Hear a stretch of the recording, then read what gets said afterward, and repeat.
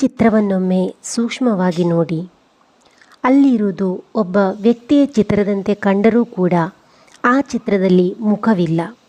ವ್ಯಕ್ತಿಯ ಮುಖವನ್ನು ಕೆಲವು ಹೂಗಳು ಮರೆಮಾಚಿವೆ.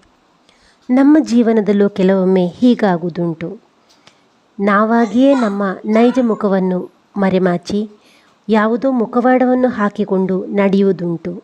ಅಥವಾ ಕೆಲವರು ತಮ್ಮ ಸುಳ್ಳುಗಳು ಹಾಗೂ ಅಪವಾದಗಳಿಂದ ನಮ್ಮ ನೈಜ ಮುಖವನ್ನು ಮರೆಮಾಚಿ ಇತರರಿಗೆ ನಮ್ಮದಲ್ಲದ ಮುಖವನ್ನು ಪರಿಚಯಿಸಿರುತ್ತಾರೆ.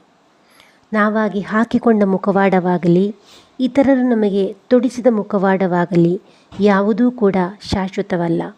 ಒಂದಲ್ಲ ಒಂದು ದಿನ ಈ ಮುಖವಾಡಗಳು ಹರಿದೇ ಹರಿಯುತ್ತವೆ. ನೈಜ ಮುಖ ದೃಶ್ಯವಾಗಿಯೇ ತೀರುತ್ತವೆ.